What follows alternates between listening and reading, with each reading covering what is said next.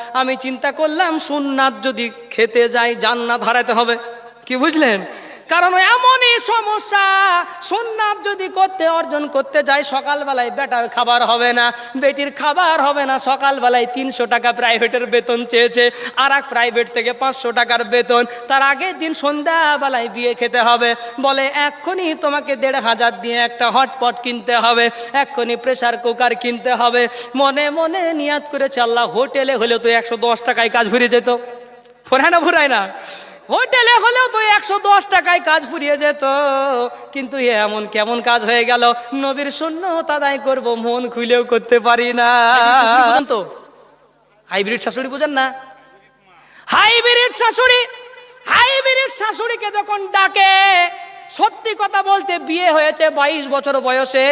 22 বছর বয়স হওয়ার আগ পর্যন্ত জীবনে কোনোদিন মাকে আম্মা জান বলে ডাকেনি। আম্মা জান বলে ডেকেছে? আম্মা জান বলে কোনোদিন ডাকে নাই। আর বিয়ে করার পরে আটমোল্লা অষ্টমোল্লা করতে যাওয়ার সময় যেদিন থেকে শ্বশুর বাড়ি ঢুকেছে অমনি আম্মা জান শুরু হয়ে গেছে। শাশুড়িকে বলে আম্মা জান, আর শ্বশুরকে বলে আব্বা জান। শ্বশুর শাশুড়িকে আম্মা জান আব্বা জান বলাতে নিষিদ্ধ নয়, এটা গুনার কাজ না। কিন্তু নিজের বাপকে যদি আব্বা, তার সঙ্গে বুর্গি জয়াকার দন্ত না জান, এই জান শব্দ যদি নিজের বাপের জন্য না লাগাতে পারো, তাহলে শ্বশুরের জন্য লাগালেও অবশ্যই গুনাহ হবে, গ্যারেন্টি গুনাহ হবে। কেমন করে ঘুমাও মুমিন, কেমন করে ঘুমাও মুমিন, ফজর করে কাজা, এমন তো হতে পারে জোহরে জানাজা। কেমন করে ঘুমাও মুমিন, ফজর করে কাজা, এমন তো হতে পারে জোহরে জানাজা। বলেন পারে না? পারে না? এমন তো হতে পারে আসরে জানাজা। ও আব্বা জানে না ভাইরা আমার, এরকম আল্লাহ রব্বুল আলামিনের নিজের সুন্দর করে তৈরি করা চেহারার দিকে কেউ খারাপ চোখে বলবো না, কালোকে কেলেও বলবো না, কালোকে পেঁচাও বলবো না, আর আপনার ছোটকে ঘুটাও বলবো না, লম্বাকে লম্বও বলবো না। আজ থেকে মানুষের নাম সুন্দর করে ডাকবো বলি ইনশাআল্লাহ। মানুষের নামটা সুন্দর করে শুধু নামটা ডাকার জন্য এমনিতেও আপনার আব্দুস সাত্তারকে ডাকতে হবে, এমনিতেও আপনাকে আব্দুর রহমানকে ডাকতে হবে। যদি একটু ভালো করে নামটা ডাকেন, নামও ডাকাও হবে, ডাকার কাজও হবে, আমল নামাই নেকিও হবে। বলেন সুবহানাল্লাহ। নেকি ফিরি ফিরি পাওয়া যাবে। আল্লাহ রাব্বুল আলামিন বলেন, ওই বান্দার যখন বাচ্চা হয়ে বাচ্চার চেহারা দিয়ে দেওয়া হয়, এরপরে বান্দা মা তখন প্রায় 8 থেকে 9 মাস ধরে বাচ্চাকে কষ্টের ওপর কষ্ট, ওয়াহানান আলা ওয়াহানিন, তখন ওই কষ্টের উপরে কষ্ট সহ্য করে কি করে, তখন ওয়া ফিসালুহু ফি আমাইন। দুনিয়াতে মা যখন দুনিয়ায় চলে আসে, একটু খেয়াল করে শুনবেন মা বাপের মর্যাদা, একটু শুনবেন, কানটা খাড়া করে দিয়ে শুনবেন। আপনাদের বিরক্ত লাগছে না তো? বিরক্ত নাই তো এখনো? বিরক্ত হয়ে গেলেই কোনো অসুবিধা নাই ইনশাল্লাহ, গায়ের কোনো জ্বালা নাই আমার।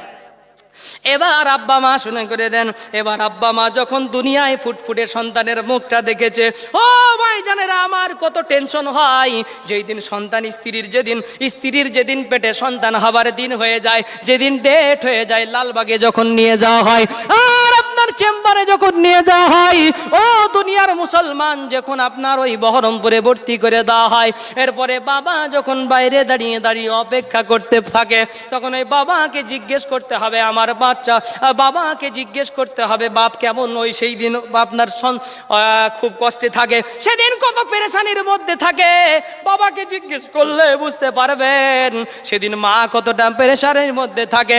মা চিন্তা করে, ও দুনিয়ার মুসলমান শুনে রেখে দাও, আবার আপনাদের জন্য আমার আল্লাহ রব্বুল আলামিন বলছে মাটা কত দরদি, অন্য কারোর উদাহরণ দেয় নাই।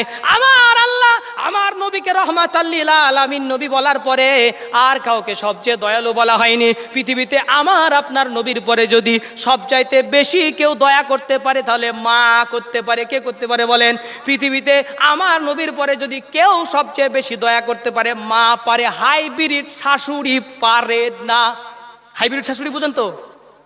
হাইব্রিড শাশুড়ি বুঝেন না? হাইব্রিড শাশুড়িকে যখন ডাকে, সত্যি কথা বলতে বিয়ে হয়েছে 22 বছর বয়সে। 22 বছর বয়স হওয়ার আগ পর্যন্ত জীবনে কোনোদিন মাকে আম্মা জান বলে ডাকেনি। আম্মা জান বলে ডেকেছে? আম্মা জান বলে কোনোদিন ডাকে নাই। আর বিয়ে করার পরে আটমোল্লা অষ্টমোল্লা করতে যাওয়ার সময় যেদিন থেকে শ্বশুর বাড়ি ঢুকেছে অমনি আম্মা জান শুরু হয়ে গেছে। শাশুড়িকে বলে আম্মা জান আর শ্বশুরকে বলে আব্বা জান। শ্বশুর শাশুড়িকে আম্মা জান আব্বা জান বলাতে নিষিদ্ধ নয়, এটা গুনার কাজ না। কিন্তু নিজের বাপকে যদি আব্বা তার সঙ্গে বুর্গি জয়াকার দন্ত না জান, এই জান শব্দ যদি নিজের বাপের জন্য না লাগাতে পারো তাহলে শ্বশুরের জন্য লাগালেও অবশ্যই গুনাহ হবে, গ্যারেন্টি গুনাহ হবে। কথা বুঝতে পারলেন না? নিজের শ্বশুরের জন্য যেমন নিজের বাপের জন্য আগে 14 বছর ধরে আব্বা জান বলে ডাকবা, তারপরে তোমার হাইব্রিড শ্বশুরের কাছে আব্বা জান হবে। এমনই হাইব্রিড শ্বশুর, এমনই হাইব্রিড শাশুড়ি, তাদের জন্য যদি মিষ্টি না নিয়ে যাওয়া হয় বেটিও রাগ করে, নিজের বউ রাগ করে, স্ত্রীর রাগ হয়ে যাবে, বলে জামাই তুমি হয়ে যাচ্ছ মিষ্টি নিয়ে যেতে পারবে না। এখন জামাই চিন্তা করছে পয়সা তো পকেটে নাই, এখন শালির বিয়ে খাওয়া মানে হচ্ছে জাহান্নামে যাওয়া ভালো। কথা বুঝতে পারছেন না? শালির বিয়ে চাইতে মানুষ মনে করে আল্লাহ মরিয়ে যদি কবরে চলে যেতাম ভালো হতো আরো। কারণ বউ বলছে তুমি বাড়ির বড় জামাই, কোথায় পাবা না পাবা জানি না, তোমাকে শোকেস কিনে দিতে হবে। বলে কি করে দিবা? বলে হাতের আংটিটা আমার মা দিয়েছিল, ওটা বিক্রি করো, নাইলে ওইটা আপনি জমা করে আসেন। ওইটা জমা করে হলেও তুমি বাড়ির বড় জামাই, তোমাকে দিতে হবে। আর শ্বশুরও আশা করে বসে আছে বড় জামাই। আছে না? আছে না? আমি চিন্তা করলাম আল্লাহ গো, মানুষের বিয়ে খাওয়া দাওয়াত নাকি নেওয়া সুন্নাত, দাওয়াত কবুল করা সুন্নাত। আমার নবী বলে গেছেন 5টা কাজের মধ্যে একটা কাজ হলো মানুষের দাওয়াত দিলে দাওয়াত খাওয়া সুন্নাত। আমি চিন্তা করলাম সুন্নাত যদি খেতে যাই জান্নাত হারাতে হবে। কি বুঝলেন? কারণ এমনই সমস্যা, সুন্নাত যদি অর্জন করতে যাই সকালবেলায় বেটার খাবার হবে না, বেটির খাবার হবে না। সকালবেলায় 300 টাকা প্রাইভেটের বেতন চেয়েছে, আর এক প্রাইভেট থেকে 500 টাকার বেতন। তার আগের দিন সন্ধ্যাবেলায় বিয়ে খেতে হবে, বলে এক্ষুনি তোমাকে 1500 দিয়ে একটা হটপট কিনতে হবে, এক্ষুনি প্রেসার কুকার কিনতে হবে। মনে মনে নিয়াত করেছে আল্লাহ হোটেলে হলেও তো 110 টাকায় কাজ ফুরিয়ে যেত। ফুরায় না? ফুরায় না? হোটেলে হলেও তো 110 টাকায় কাজ ফুরিয়ে যেত।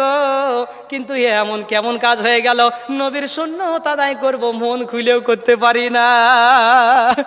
এটা নবীর সুন্নত গো। এই জন্যে কেউ যদি বিয়ের বাড়িতে হাদিয়া নিয়ে যায় সেটা তার নিজের ব্যাপার।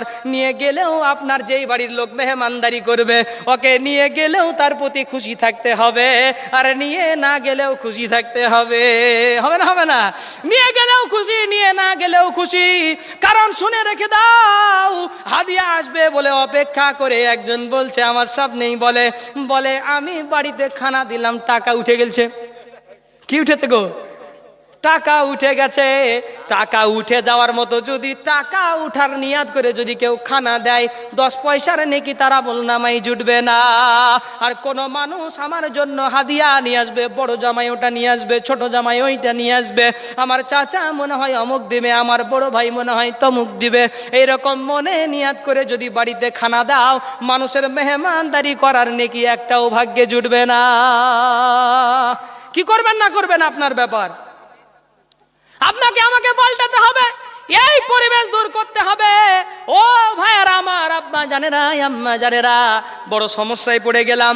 এবার আব্বা মা দুইজন মিলে মা যখন সন্তান জন্ম দিতে যায় হসপিটালে, হসপিটালে যখন মা আপনার সন্তান জন্মগ্রহণ করে, মা তখন টেনশন করে আল্লাহ কি হবে না জানি, কি হবে, স্ত্রীর কি হবে, বিভিন্ন রকম ভাবে পেরেশানির মধ্যে সময় কাটায়, বিভিন্ন রকম পেরেশানির মধ্যে সময় কাটায়।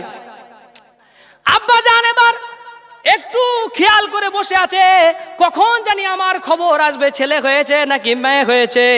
খবরটা এসে গেল, ছেলে হয়েছে নাকি মেয়ে হয়েছে, খবর এসে গেল, শুনতে পেল আমার মেয়ে হয়েছে অথবা ছেলে হয়েছে। ও দুনিয়ার মুসলমানেরা খেয়াল রাখবেন।